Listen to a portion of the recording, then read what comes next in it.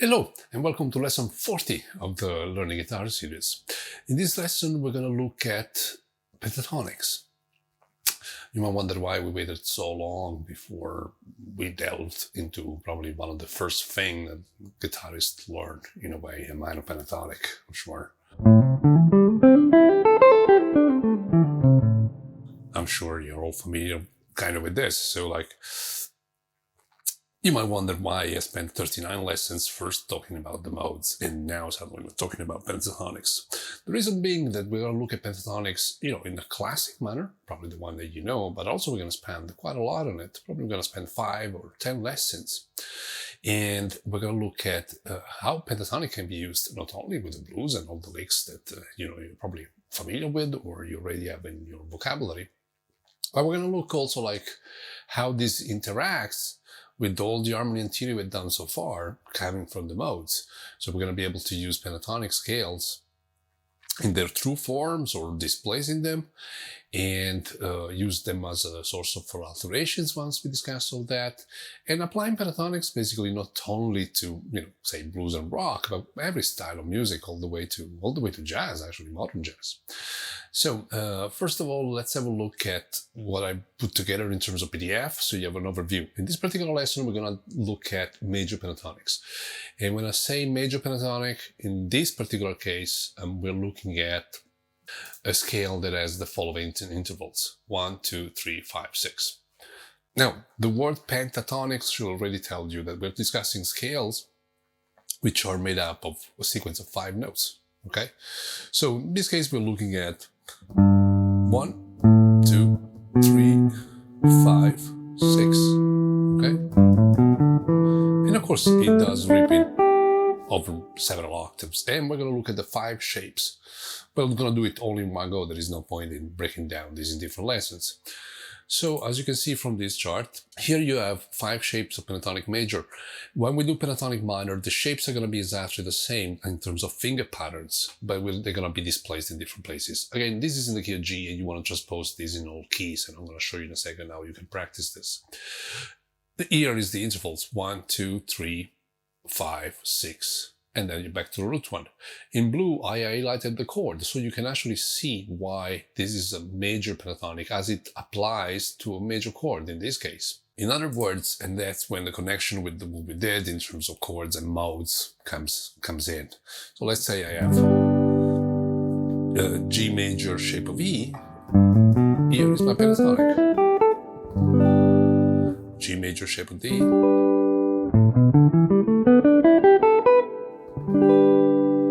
Still G major shape of C.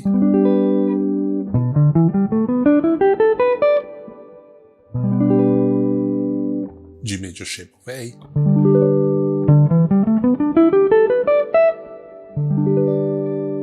And finally G major shape of G. And this is probably the finger patterns that everybody knows.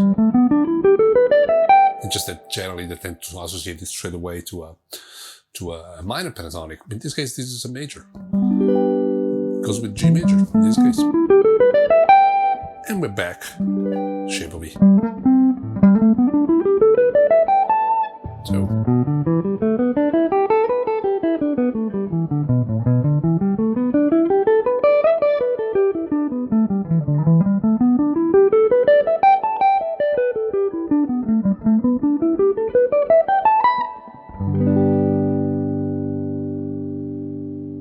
Now, one thing that is interesting that we want to discuss about this is, okay, I have this particular scale presenting this particular interval. Does this apply only to, say, a major chord? Well, let's have a look. Remember, we discussed this for the modes. Let's take, for example, Ionian, which is what we're looking at the moment. And we know that an Ionian scale has got the following intervals. Okay. We also did Lydian, and when we did Lydian, we figured out that the scale had the following intervals. We also did Mixolydian, And we know that this particular scale had the following intervals. And we know this is basically a major chord, like let's say major 7, so like, because it's 1, 3, 5, 1, 3, 5, and then major 7. And this is like a dominant 7 chord, okay? I'm sorry, dominant 7, say G7, okay? Now so let's look at the intervals of our pentatonic, the one we're just doing. Now we have 1, 2, 3, 5, and 6. As you can see now, this pentatonic, it doesn't necessarily just apply to a Ionian chord, so a chord number 1. But as you can see, it's got the same notes can be applied to a Lydian chord, because as you can see, 1, 2, 3, 5, 6, and it can also be used on a mix of Lydian chords. In other words, let me play this to you. So I can have G major and use the major pentatonic with the intervals that we're studying. I can have G major with a sharp 11 or sharp 4, so like basically a Lydian.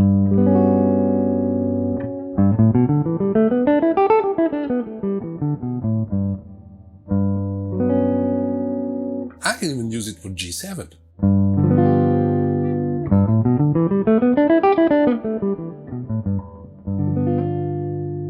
Now I hope it becomes clear why I did the modes and the harmony and theory that comes with it before doing pentatonic, because as you can see now, like the power of a pentatonic and the way we can use it, it's not just, it's a major pentatonic, it's a major chord.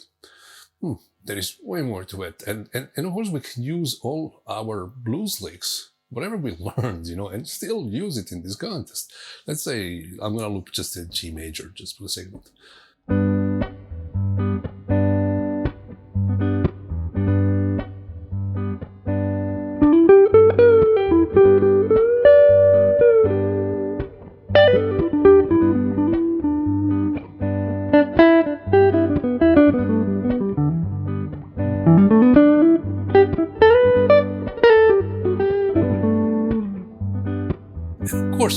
And of course it works on G major because 1, 2, 3, 5, 6. We looked at the intervals; they fit Ionian. Let's see with Lydian now. I'm going to loop a major 7 sharp 11 chord.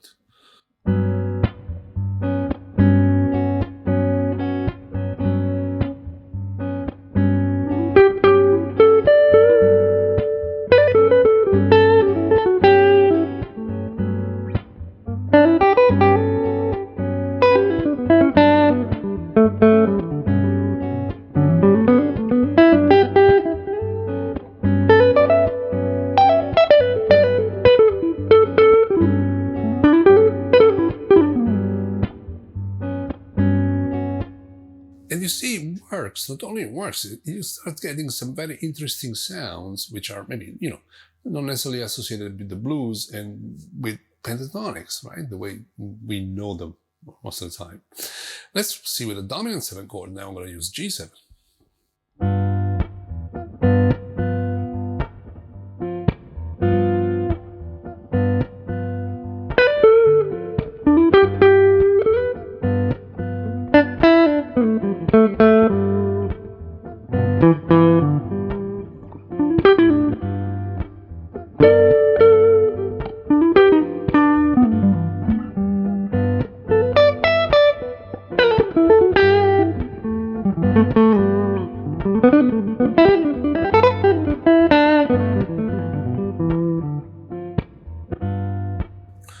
And again, as you can see, it works.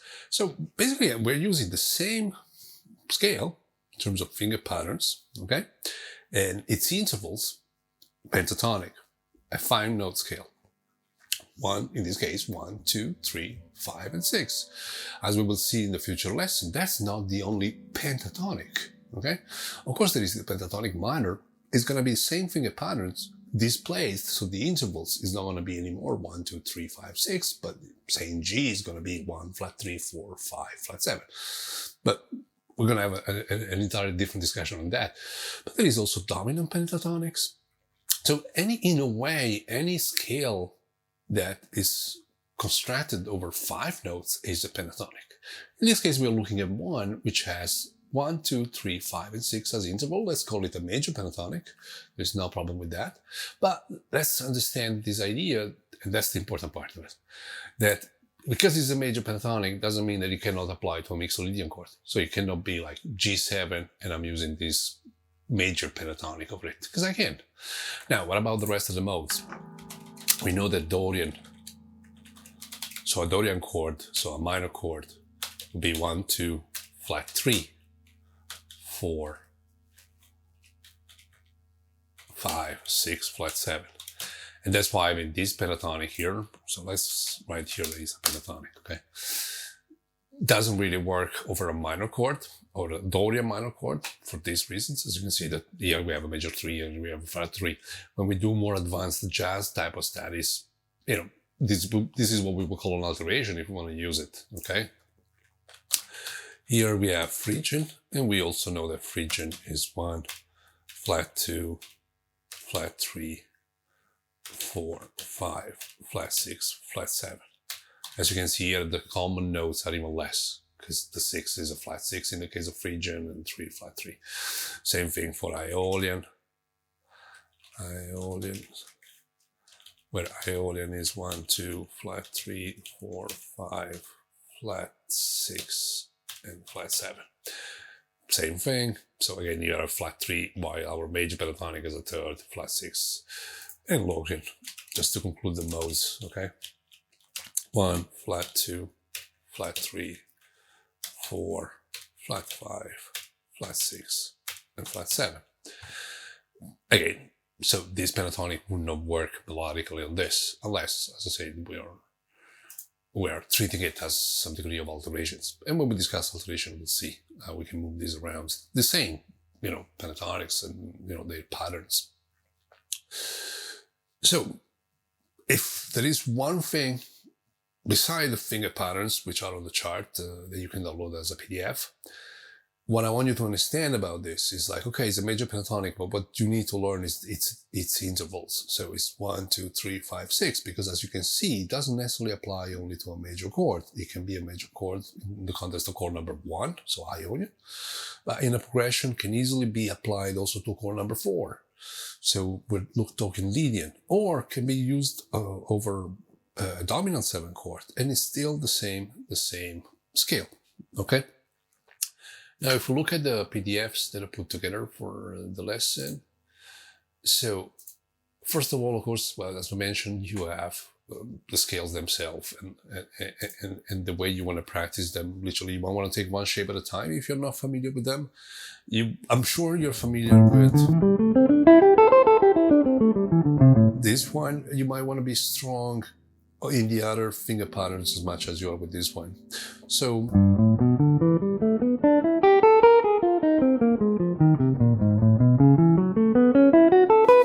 take a single shape up and down and move it chromatically. In this case, the first shape we're doing, so like shape of V, so G is in the shape of V. The root note is here, here, here. Use it as a form of visualization, it's important. So when you're playing here, tell yourself, okay, that's G. A flat. A, so tell yourself is important for your photographic memory. Same thing, then you take the second shape, the second finger pattern, which is this. Here is where your root note is. Okay. Of course, you won't want to start from here, so now you're playing F. And again, move it. F sharp. G.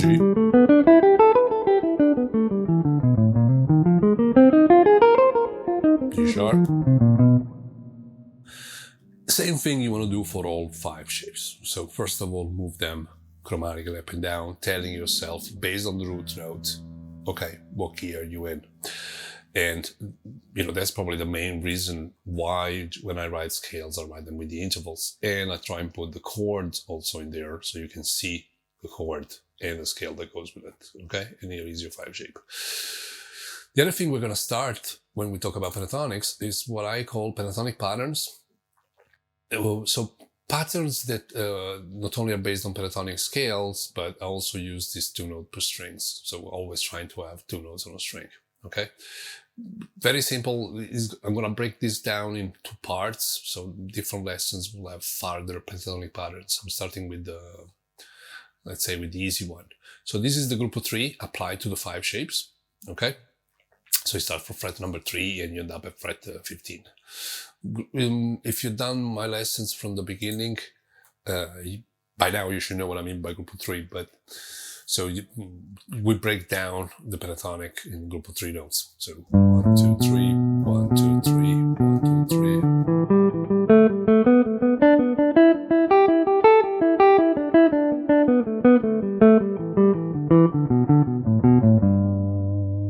Okay, once you're done, you can move it chromatically and start again.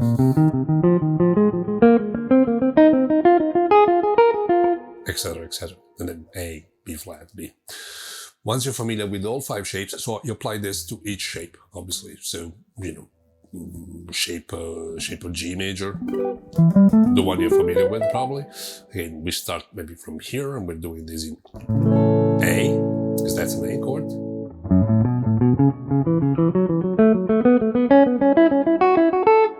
Then B flat.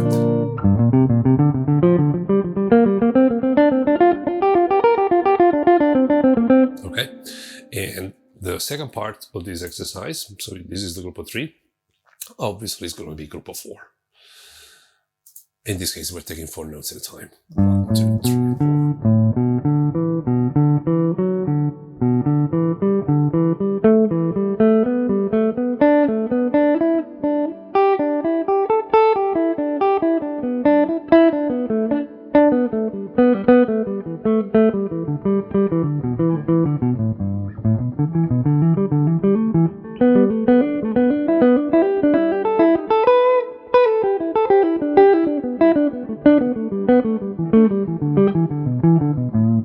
and again, 5 shapes, but if you're not familiar with the 5 shapes, first do it 1 shape at a time, move it chromatically so you get used to it.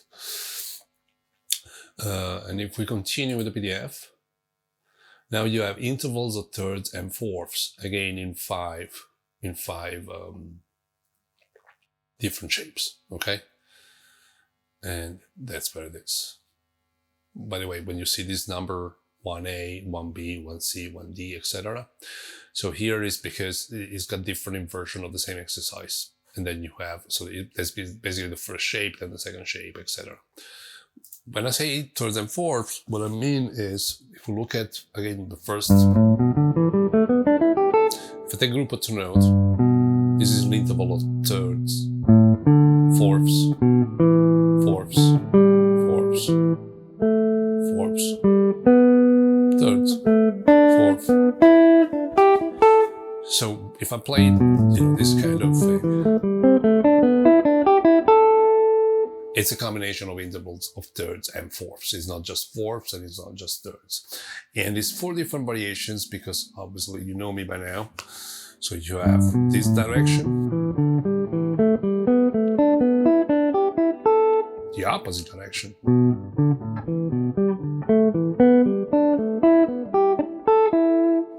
and alternated,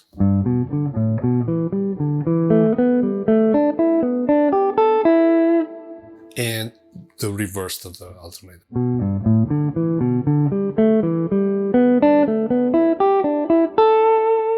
And as I said, these are very good exercises, and to also learn how to see pentatonics in a different manner compared to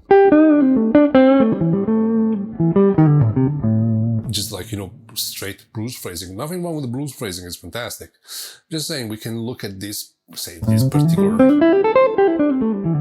scale like this, but I can also look at it like this.